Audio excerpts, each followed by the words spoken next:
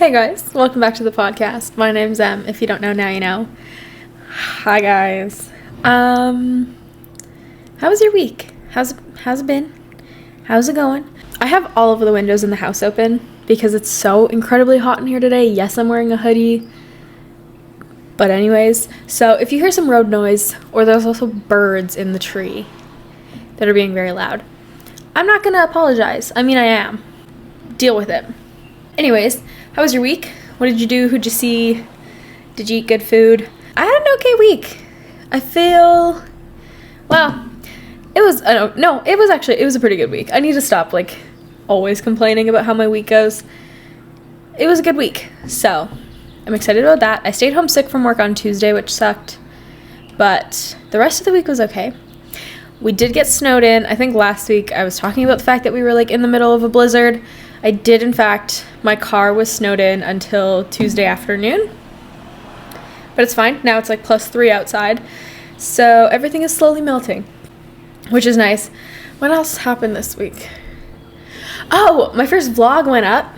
So if you haven't seen that, I'll link it. If you're listening to the podcast, I'll link it down in the show notes. Or if you're watching, it's on this channel. So I can link the video and you can go. It'll be linked as an iCard right there. Right there? That corner? It'll be somewhere, so go watch it. I think it was really, really cute. I enjoyed filming it, and it was really fun to edit. It took me a lot longer to edit than I thought it was going to, because I have not really created any long-form content since high school, which was a long time ago. But I think it was worth it. So yeah, go watch that, go like it, go subscribe. You can also go watch the podcast on YouTube. If you're listening to it now but you want to be watching it, you can go watch on YouTube, which is awesome. I think that's all I really got.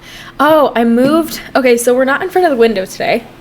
Normally I record right in front of my patio doors, but I moved my dining room table. I took apart my dining room table and it's currently being stored in the office.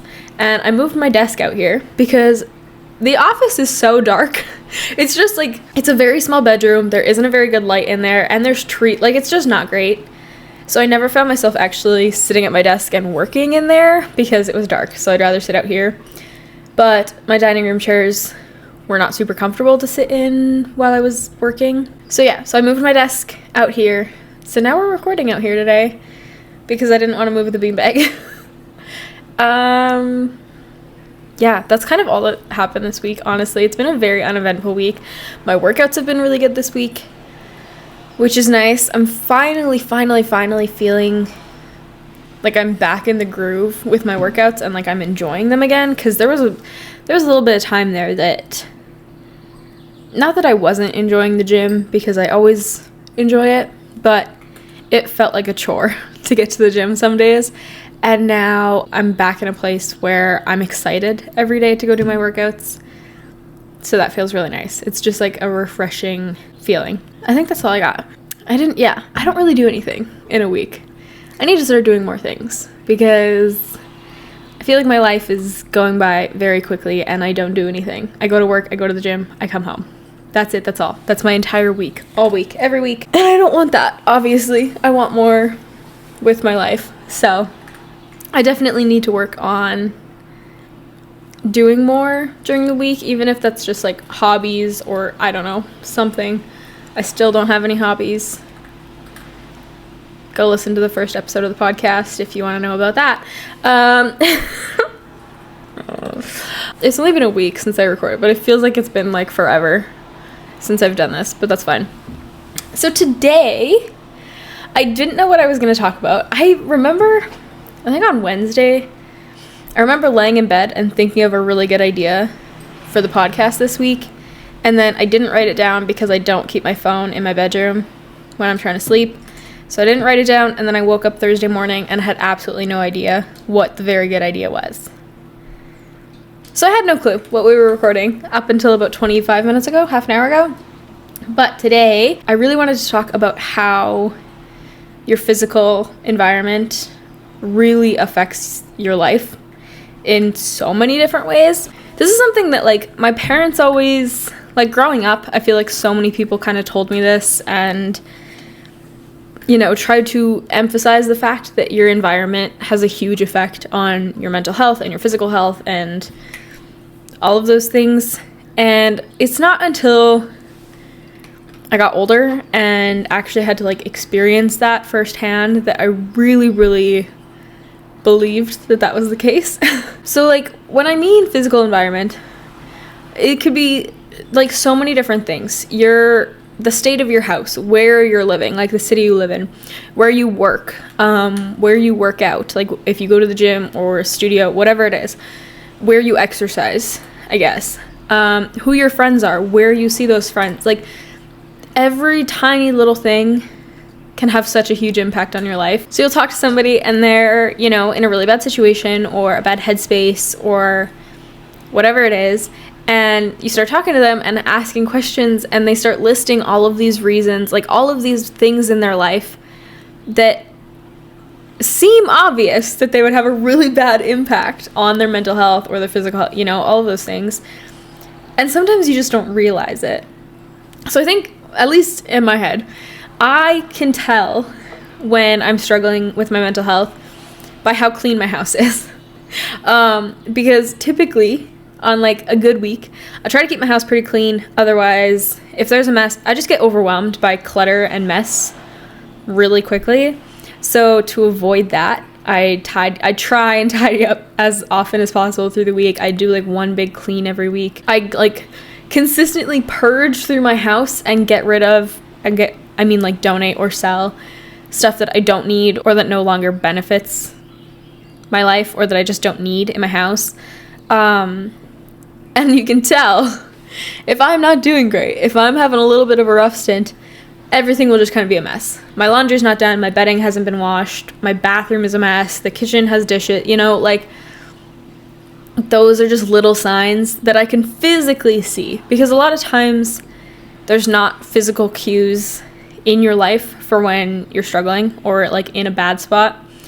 That's one of, and this is not for everybody, for me, that's one of the physical cues that I'm not doing great is if my house is a mess. So little things like that. And then, so that's a physical cue for me that my mental health is not doing great and I'm not in a super great spot. And the issue with that is when my physical environment is messy or dirty, it makes my mental health worse. So it's this endless cycle of, okay, my mental health is bad. My house is a mess because my mental health is bad. And now my mental health is worse because my house is messy, because my mental health is bad. It all becomes just this cycle of having, being in a not great spot mentally, which affects my physical environment. But because my mental health is so affected by my physical environment, bad circle of chaos. Which is why, for me, it's really, really important that I do those small little tidies throughout the week. Every day when I get home from work, there's one little section of my house that I make sure to do a super quick clean. So whether that's the kitchen gets wiped down, all the dishes get put away and the dishwasher gets emptied and the counters get sanitized. Or one day it'll be, okay, I'm going to do a quick wipe down of the bathrooms or whatever it is. It'll look different in everybody's life, but that's something that's really helpful for me, because I find that if I procrastinate cleaning and I put it off and I tell myself it's okay, I'll just do everything on Sunday, when Sunday comes, if I'm having a bad day on Sunday, I don't want to clean my house. So then the house doesn't get clean. So now everything gets pushed off for another week or another week or another week. So instead of letting myself do that, I put it in my calendar on my phone. When I get home, this area of the house needs to get tidied. And it's not a full deep clean. I don't want to make it seem like I'm coming home and deep cleaning every part. Absolutely not. I do enough so that it allows me to still have a clean space without necessarily needing a full deep clean on Sundays. Because again, if I wake up on Sunday and I have no motivation to clean, it's fine. As much as, yes, it would be nice to have a full reset, because I did those little things throughout the week, my house is tidy. It might not be perfect, and that's fine. It's clean enough and it's tidy enough that it's not going to negatively affect me going into the next week. And that's what's important. So things like that, and even like the people that you surround yourself with can have such a big impact. And I think like everybody kind of knows this, but sometimes you don't even realize it. And I think a difficult thing comes when you have long-term friends or like a long-term partner, somebody who's been in your life for a significant period of time, and suddenly there's a shift where they are no longer a positive person in your life. And that might not have anything to do with them becoming, it's not saying that they're now a bad person. It's just saying that their mentality and their addition to your life used to be positive, and now it's no longer serving who you want to become. Because here's the thing. I did, like at work, we have this little whiteboard that me and one of my other coworkers, we think of like weekly prompts to put on the whiteboard. So whether that's like jokes or motivational quotes, whatever it is. And last week, we put on the board, what goals are you most committed to right now? And it was really cool to see everybody's different responses and stuff like that. I think I struggled to come up with goals that I could put on the board, because I feel like I tell myself that I have all of these big goals and all of these big, like, this is who I want to become, this is what I want to do with my life, but I don't necessarily break it down into like smaller attainable things. So I struggled to write something on the board. I got there eventually. I think I put pay off my student loans. I put live in a van, and I put bench 165 because those are what I could think of. But I think what a lot of people don't do is they don't set goals for themselves. They don't set, it doesn't even necessarily have to be like a goal, because I think people have, this is like New Year's resolutions all over again. But I think it is really important to have goals for yourself on who you want to become and what steps you need or want to take to get there. Why did I start talking about that? Oh, okay, yeah. Because, so say you have this friend, again, long-term friend or long-term partner, whoever it is, they might have at one point been beneficial to your life and been actively adding to your life and helping you become the person that at that point in time you wanted to be. And now your goals have shifted. Now your perspective has shifted. You've grown as a person and you want bigger and better things for yourself. Sometimes other people do not grow, either at all or at the same pace that you do, and that's fine. But if they are stuck in old mindsets, if they have a negative outlook on different things, it can have such an impact on you. Say your goal for yourself over the next 3 years is to start working out, eating better, like eating cleaner, and overall just becoming a healthier person. And you vocalize this goal to, again, whoever it is, parent, partner, friend, coworker, whatever, you vocalize this goal to them, and they actively shit on your goal. You know, they either are going to sit there and tell you that it's not worth it, or that you shouldn't do it, or that you're not going to be able to do it, or they do little things day to day that help hinder your goal. So say it's your partner, you vocalized, okay, this is what I want to do for myself. I want to, you know, eat cleaner, go to the whatever it is.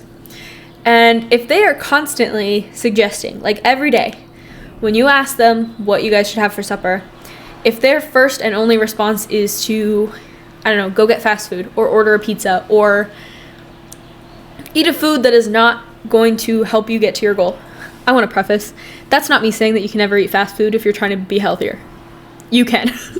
I'm saying if this is the only suggestion that ever comes up, or they tell you that they are making you supper and you don't have to worry about it, and that they're going to make you something that you like, and they bring home McDonald's, even though you've expressed that one of your goals for yourself is to eat cleaner day to day, you know, that's not helping you. And I'm not saying you have to break up with this person or end your friendship or switch jobs if it's a coworker. I'm not saying that.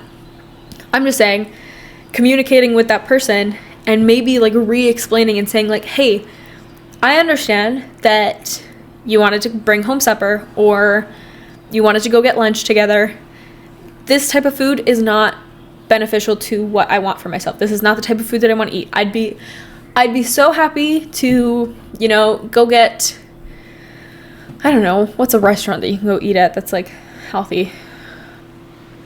Whatever it is, you know, it doesn't have to be a specific place. You can just suggest like, hey, I'll make a supper, or here's a recommendation for, oh, you want to make supper? This is what I want for supper. This would be a lovely meal. Those types of things. And if they still don't respect that, cut that person off. Get them out of there.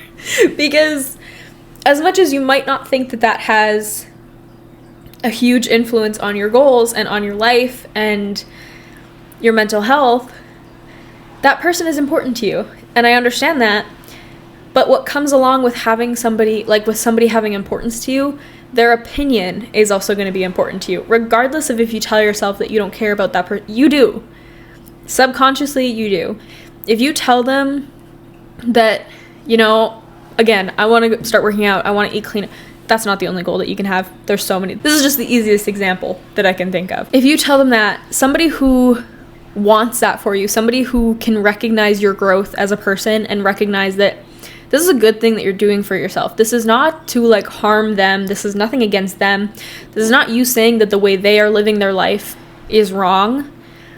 This is simply, they can recognize that you simply want to better yourself. You simply want to grow as a person. If they are somebody who is beneficial to your life and a healthy person to have in your life, they will recognize that and they will actively be trying to help you with that. You know, so instead of, I'm bringing McDonald's home for supper, or no, don't go to the gym today because I want to do XYZ instead. Instead of doing that, they're going to say, hey, I'm going to cook supper. What meal would you like? Or they're going to just, you know, they're going to find healthy, nutritious, they're going to find recipes that are beneficial for you. They're going to, instead of sitting on the couch every day, they're going to ask you if you want to go for a walk, you know? Stuff like that. If a person wants more for you, if a person can recognize that you are trying to better yourself, they will help you with that. Maybe, hopefully, you can help influence them to also want to be better. We're sticking with the food topic just because, I don't know. The food that you provide yourself can have such an impact on your life. And it, again, doesn't seem like one of those things that would have this huge influence on your life and would better or worsen your life. But if I get home from work, or if I get, like, you know, I wake up, if I open the fridge and my fridge is full of processed snacks and foods that, again, are just not, they're not bad foods. There is no bad food. But a food that is not super nutritious and a food that is not benefiting my goal, if that's all that's in my fridge, that's what I'm going to eat, which is not helpful for me, you know? If I keep a million boxes of Kraft Dinner in my house, I'm going to eat Kraft Dinner for supper every day. Fine once in a while, not the best to have every day of my life. Whereas if when I go grocery shopping, I make it a priority to have a lot of fruit and veggie in my grocery order and, you know, do my meal prep every week and keep snacks in the fridge or in the pantry that, yes, I can just grab and they're super fast to eat and they taste good and they make me feel happy, but they're also beneficial. You know, one of the best things is like sausage, cheese, and crackers. That is such an easy snack. Tastes so good, and also has a really good balance for a snack for me. It has good protein, it has good carbs, it has good fats, all of those things. And I'm going to feel so much better physically after I eat sausage, cheese, and crackers, or like an apple with peanut butter, than I will if I eat a whole bag of chips. And that's just me personally. I'm just saying. Again, take everything that I say with a grain of salt. I'm talking about me personally when I say examples. But stuff like that. So even the food that you keep in your house. Also, I keep like actual snacks in my house. I did just eat some chocolate before recording. But the majority of the food that I keep in my house is like nutritious and whole foods, because that's what I want to prioritize eating. So by keeping them in the house, it makes it accessible and easy for me to just grab, you know, celery out of the fridge and do that with some dip or some carrots. And I have my chicken and rice meal prepped for tonight already, so I don't have to worry about cooking supper. Like, things like that have such an impact on your ability to achieve the lifestyle that you want. Also, your phone And I know that people don't want to hear about this because everybody and their mother talks about how social media and your phone has ruined people's mental health. And as much as I would like to say that, oh, it doesn't matter, blah, blah, blah, blah, I noticed such a huge difference with not only my mental health, but also my physical health when I actively try to limit my screen time and limit the amount of time that I spend on certain social medias. For example, Pinterest. I don't limit my time on Pinterest, ever. I could spend all day on Pinterest and I don't care because, at least for me, Pinterest, my entire Pinterest feed is motivational things or, you know, different people posting different goals or posting things that help them achieve becoming a better person, all of those things. Like, I love Pinterest. It fuels my creative side, which doesn't really exist, but I'm trying. It helps me find new motivation for like fun workouts to go do if I'm in a slump with my workouts, or new recipes to try, and all of those things. I don't limit my time on Pinterest. TikTok, though. I am horrifically addicted to TikTok, as are so many people, I would assume. That my screen, I could do a whole episode about screen time and how I'm trying to reduce my screen time. If you want that, let me know. I'll put a Q&A box down below and maybe on the Instagram too.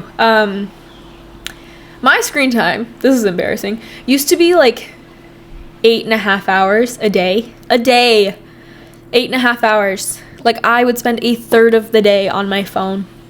Granted, some of that was like at work or at school or when I was, you know, getting ready for bed and laying in bed. I've been playing with this chapstick the entire time. I'm so sorry if that's distracting. Anyways, but still, 8 hours. Like, literally a third of my day. And then I would wonder, like, why do I feel like I don't have any time in the day? You do. You just spend it all on your phone. Majority of that was TikTok. So now I have an 1.5 hour limit on TikTok on my phone, which I go over most days.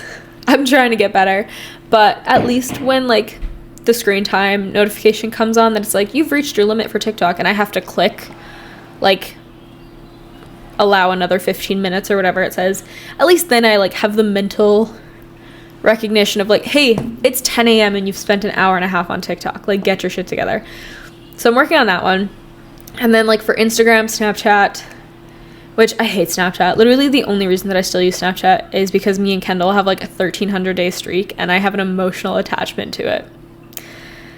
So that's the only reason I use Snapchat. But so Instagram, Snapchat.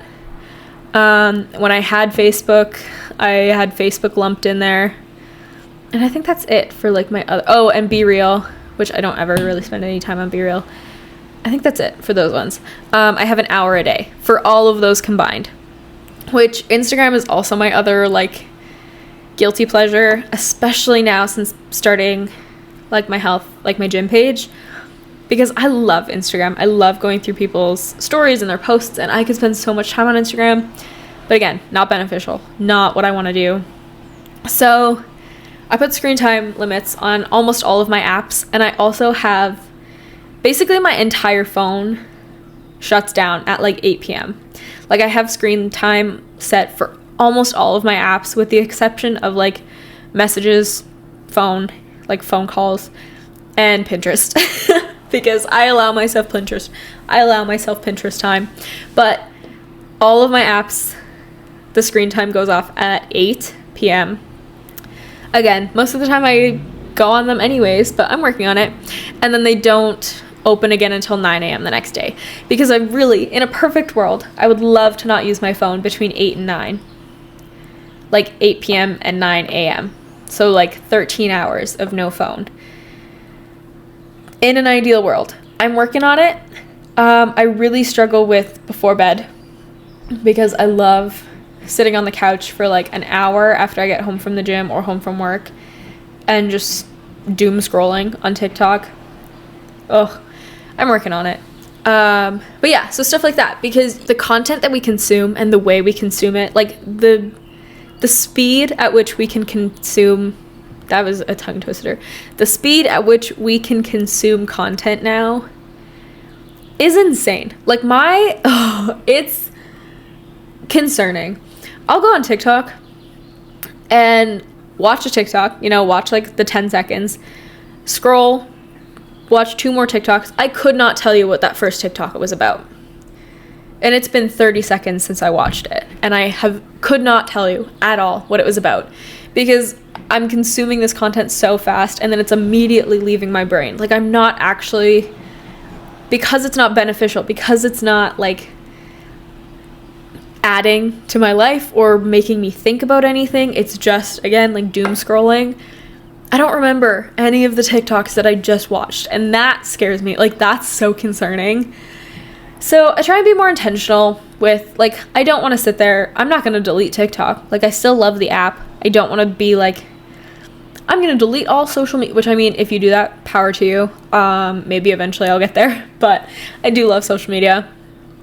But I'm just trying to be more intentional with the time that I spend on my phone and the people that I allow to influence my life. So, like, on my main Instagram, I used to follow like almost like 900 people, and I went through a couple weeks ago and literally unfollowed like almost 700 people. Like, I unfollowed almost everybody because I didn't care to see their posts. If I'm being entirely honest, like, I had been following some people that A, I had never met and like had no reason to be following, or B, I met in like grade 5, hadn't spoken to in years, and was still for what? Like, why do I feel the need to keep this weird tether of contact to somebody that I don't actually want to speak to in real life?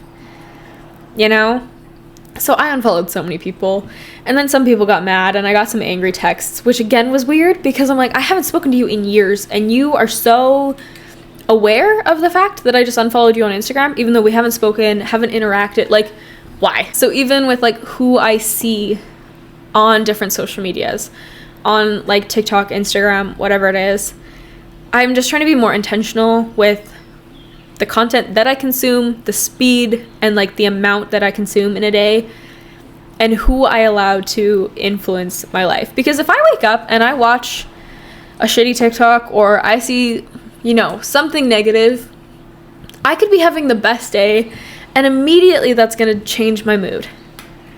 And why am I allowing that? Like, why is that something that I want? Because, I saw a TikTok, but there was this person they were talking about social media addiction and how because of this generation, like my generation's lack of a third space in their life, which, have we talked about that?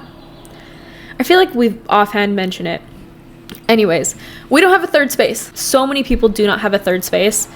Their phone is their third space.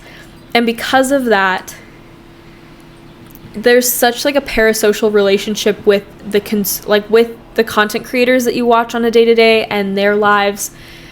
And one of the comments under that, like, that's what the original TikTok was talking about, was social media addiction and parasocial relationships. And one of the first comments on that post was somebody saying that they were terrified that they were going to waste their life away watching somebody else live theirs. And that made me want to throw up because I feel like that's what I've been doing for like 5 years. I've been on social media since I was really young, like 11. But it wasn't until COVID, which I don't want to sit here and be like, COVID did all XYZ. But it did. I was home all the time. I didn't have anything to do. What did I do? I went on my phone.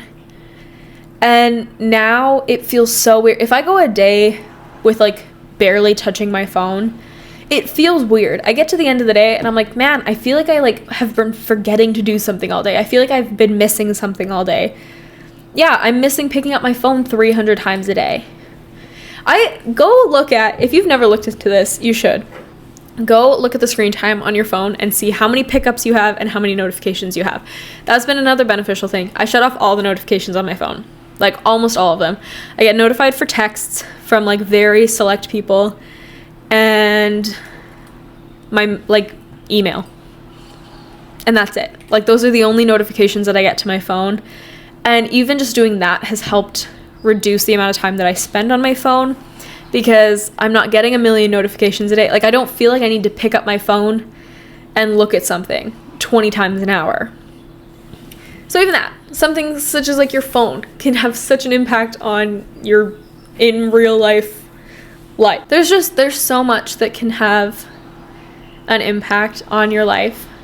And it's scary. Like, it's really, really scary when you actually think about it and think about how much stuff has an impact on your life and has an impact on your mood and your mental health and all of those things. Like, it's scary, and it makes me really sad that I've spent so long allowing other people and things and physical spaces to negatively impact my life because I didn't feel like I had the power to make a change about it. But you do. Like, it's your life. You do not have to allow anybody or anything or anywhere to have a negative impact on your life. You can, become friends with new people, drop your old friends. Not that I'm like, I don't want to encourage just like ghosting your friends, but sometimes people are shitty people, and you don't have to maintain a friendship or a relationship just because it brings comfort. Because, oh, well, we've been friends for 10 years. Okay, and?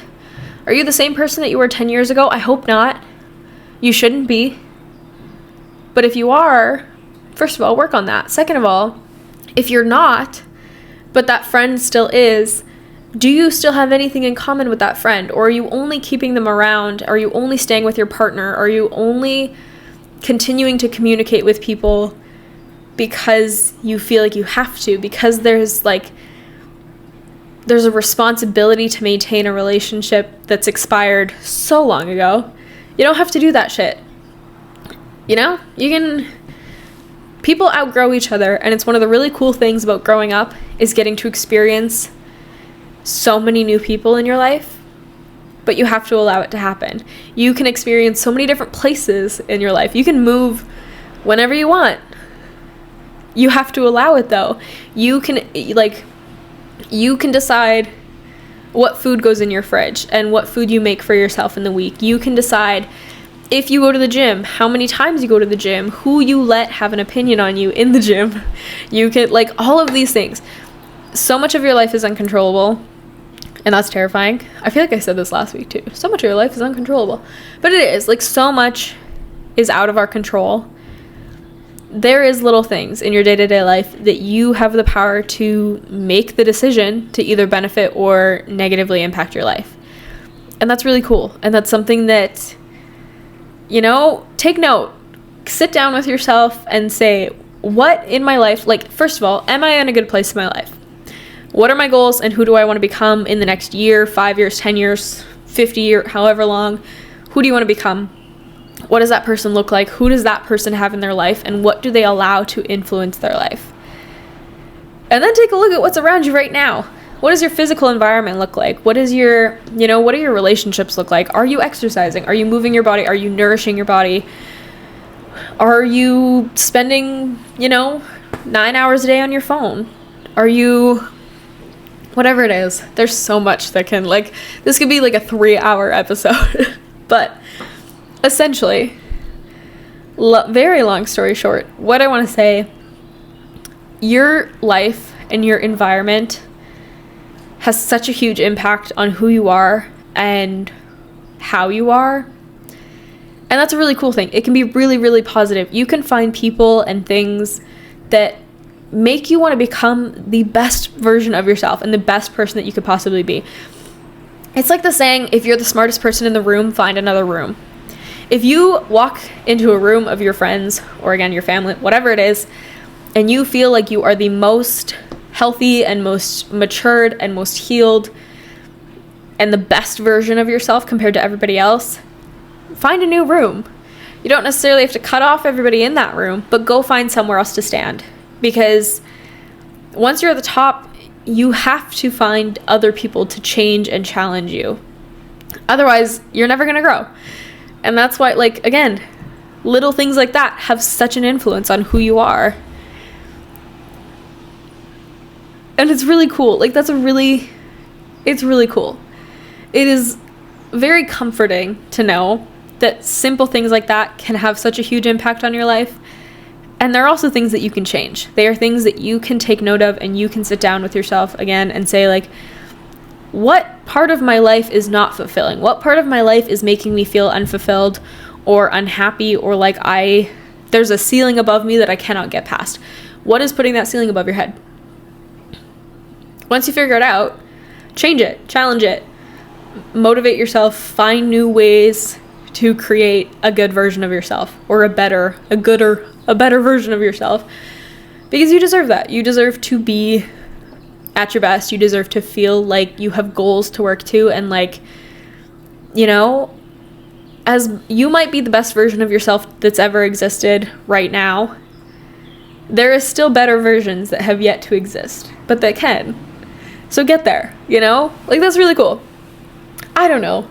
Did any of this make sense? I feel like the last couple episodes have just been like so rambly, and I don't know that they make any sense, but I hope you guys enjoyed this episode. What's your what's your Monday mantra? I don't know. Find one part of your life, one person, one environment, one something, and make a change.